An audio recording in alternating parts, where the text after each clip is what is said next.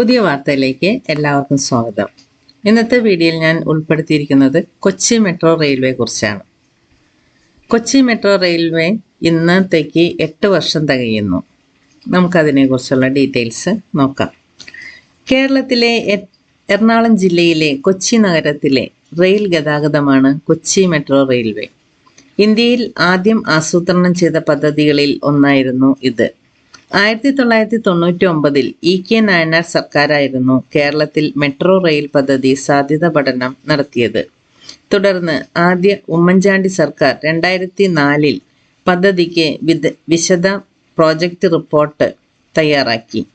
2007 VS Achuthanandan മന്ത്രിസഭ പദ്ധതിക്ക് അംഗീകാരം നൽകുകയും സ്പെഷ്യൽ ഓഫീസറായി ദക്ഷിണ railway retire additional general manager R Gopinathan നായരെ നിയമിക്കുകയും ചെയ്തു. രണ്ടാം ഉമ്മൻചാണ്ടി സർക്കാരാണ് കൊച്ചി മെട്രോ റെയിലിന്റെ ആദ്യഘട്ടത്തിലെ പ്രധാന നിർമ്മാണ പ്രവർത്തനങ്ങൾക്ക് നേതൃത്വം നൽകിയത്. ഡൽഹി മെട്രോ അഥവാ DMRC എന്ന സ്ഥാപനമാണ് ഇതിന്റെ ആദ്യഘട്ട നിർമ്മാണ പ്രവർത്തനങ്ങൾ നടത്തിയത്.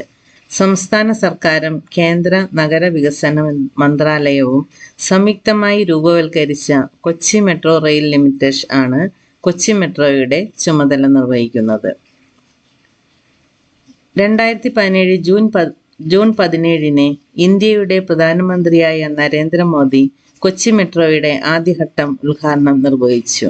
ചടങ്ങിൽ കേരള മുഖ്യമന്ത്രി പിണറായി വിജയൻ, മുഖ്യ ആസൂത്രകൻ EM ശ്രീധരൻ എന്നിവർ പങ്കെടുത്തു.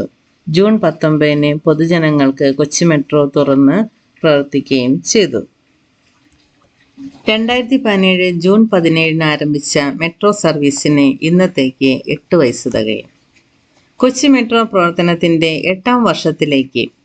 കൊച്ചി മെട്രോ നഗര ഗതാഗത സേവന ദാതാവ് എന്നതിൽ നിന്ന് സംസ്ഥാനത്തെയും രാജ്യത്തെയും അടിസ്ഥാന സൗകര്യ വികസനത്തിലെ ശക്തമായ ഒരു ബ്രാൻഡായി കൊച്ചി മെട്രോ റെയിൽവേ.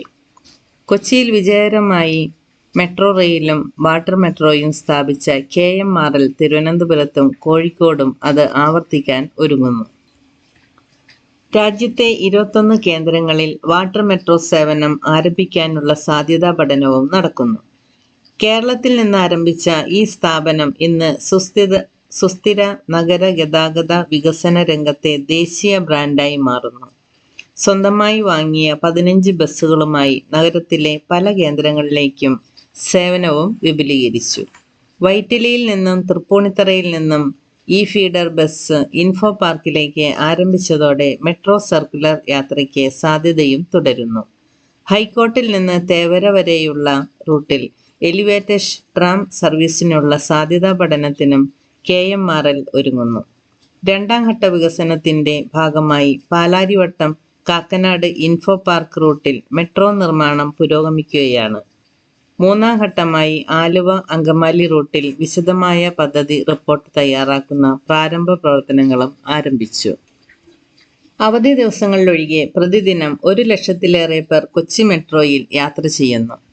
കഴിഞ്ഞ വർഷത്തെ യാത്രക്കാരുടെ എണ്ണം 3.5 കോടിയായിരുന്നു. ഈ വർഷം 3.65 കോടി യാത്രക്കാരെ പ്രതീക്ഷിക്കുന്നു.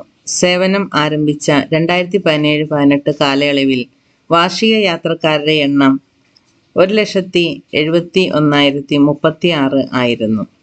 2022-23 കാലയളവിൽ അത് 2,48,081 ആയി മാറി. ചുരുങ്ങിയ വർഷം കൊണ്ട് പ്രവർത്തന ലാഭം നേടി ഇന്ത്യൻ മെട്രോ കമ്പനികളിലും കൊച്ചി മെട്രോ മുൻനിര സ്ഥാനം നേടി. 2023-24 സാമ്പത്തിക വർഷം 22.5 കോടി രൂപയുടെ പ്രവർത്തന ലാഭമാണ് നേടിയത്. 2024-25 സാമ്പത്തിക വർഷം അതിനേക്കാൾ കൂടുമെന്നാണ് പ്രതീക്ഷിക്കുന്നതെന്നും അധികൃതർ പറയുന്നു. ഫ്യുവൽ സ്റ്റേഷൻ ആരംഭിച്ചുകൊണ്ട് ടിക്കറ്റേതര വരുമാനം നേടുന്ന മാർഗങ്ങൾ വികസിപ്പിക്കുന്നതിലും കൊച്ചി മെട്രോ രാജ്യത്ത് പുതിയ മാതൃകയാണ്. കൊച്ചി മെട്രോയിലെ യാത്രക്കാരിൽ യുവാക്കളാണ് കൂടുതൽ. ലോകോത്തര നിലവാരത്തിലുള്ള സ്റ്റേഷനുകൾ, ശുചിത്വവും വൃത്തിയും നിറഞ്ഞ പരിസരം, ശീതീകരിച്ച ട്രെയിൻ, കൃത്യതയാർന്ന സേവനം, യുക്തിസഹമായ നിരക്ക് തുടങ്ങിയവ യുവാക്കളെ മെട്രോയിലേക്ക് ആകർഷിക്കുന്നു.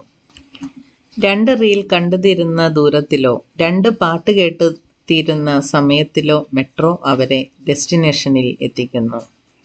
ഇതോടെ ഇന്നത്തെ വാർത്തകൾ തീർന്നു. നന്ദി, നമസ്കാരം.